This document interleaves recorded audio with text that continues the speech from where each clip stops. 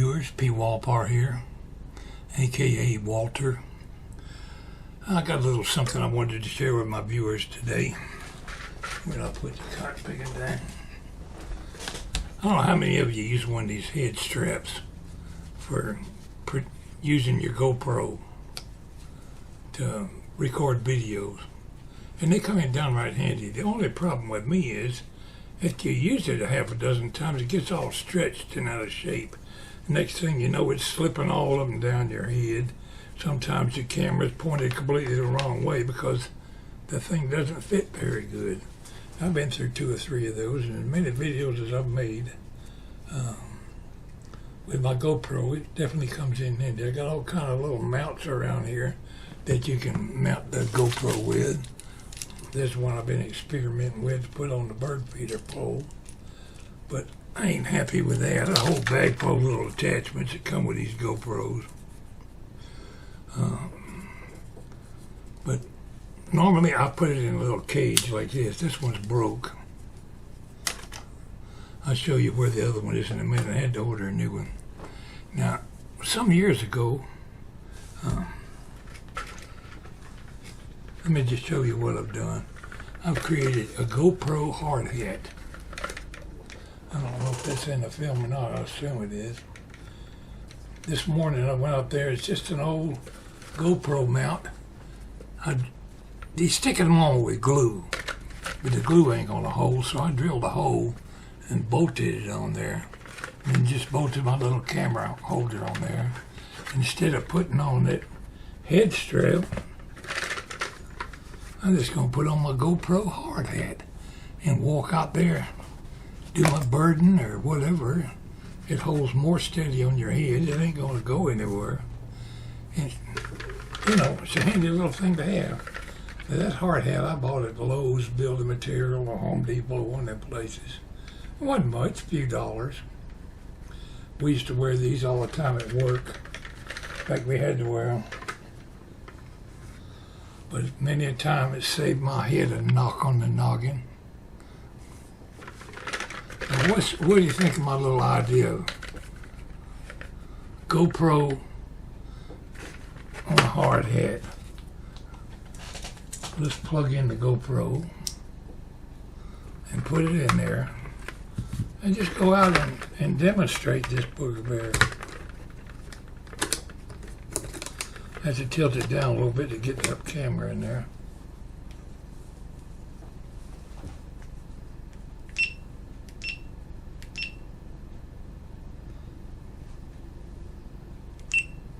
Okay, I'm recording you right now. Well, if you were in front of my camera, I would be recording you anyway.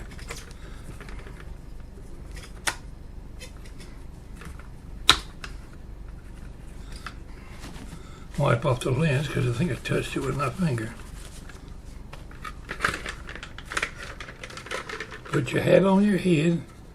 Tilt your GoPro up about like that, where it'll be looking wherever you're looking. Put it up like that, you'll be looking at the sky.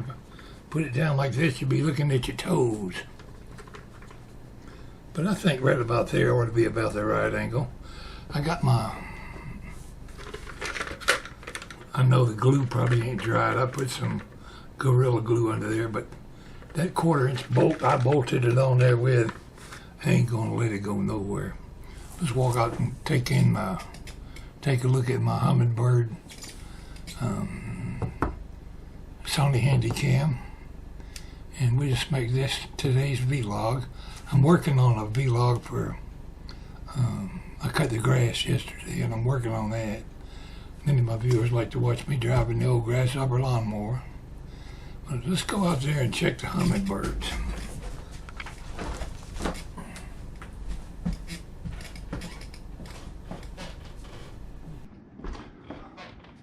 Need to situate it on my head a little tighter. Probably need to, oh, there's a band in the back of this thing to tighten it. That's better.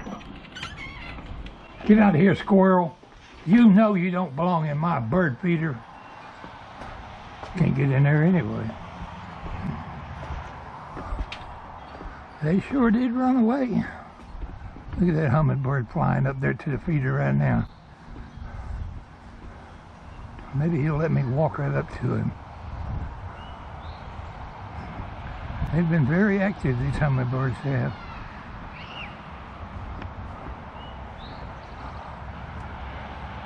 They don't scare too easy.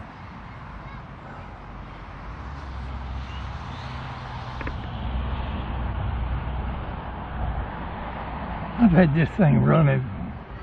It's already shut off. It's already turned off. I'm sure we got some pretty good footage of him. Let's go ahead and bring the camera in the house. Look at that one. Boy, he's pretty. Sitting over there on a tree limb waiting for me to go away. With his red neck. Well, we like rednecks around here, fella. We are rednecks around here.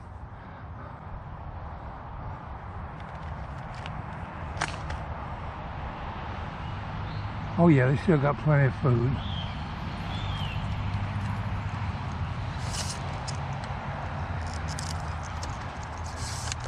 This old tripod has seen a lot of miles.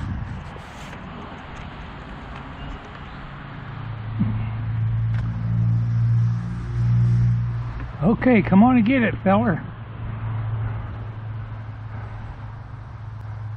I guess he's just scared of me. Anyway, we're going to do a hummingbird feeder, a hummingbird video, a grass cutting video.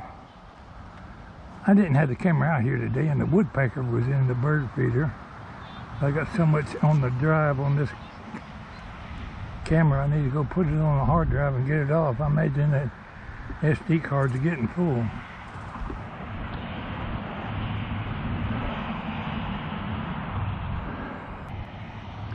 I had to cook supper tonight. Contrary Mary wasn't feeling good. She's having bad back problems.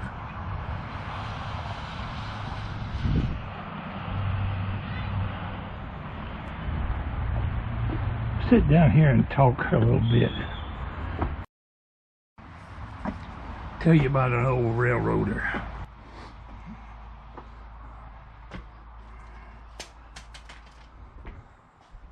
Over the years, I worked with a lot of old car knockers, car repairmen, and everything I learned about being a real car repairman, I learned, you know, they sent us to school to learn what you can out of a book. But some of the old heads that I worked under did more teaching me stuff than I ever learned out of their book. But now I guess I'm the old head. I could name any one of a dozen Carman that I had a lot of respect for. I just picked one at random. We're going to talk today about Marvin. I don't know if I'll use his last name or not.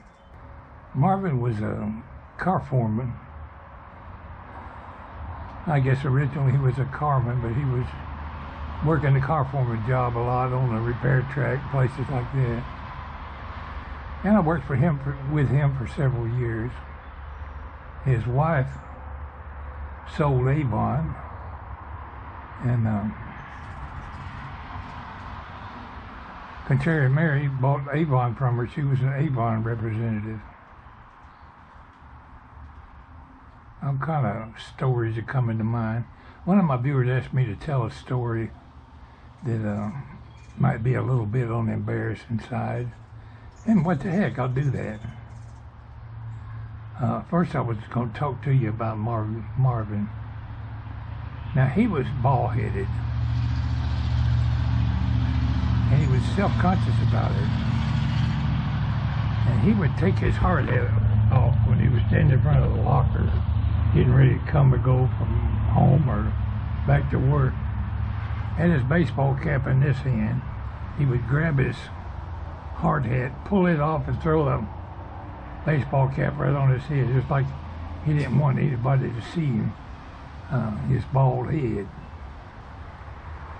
Now, if you ever saw Marvin coming onto the rip track or to the railroad, Marvin had one bad habit.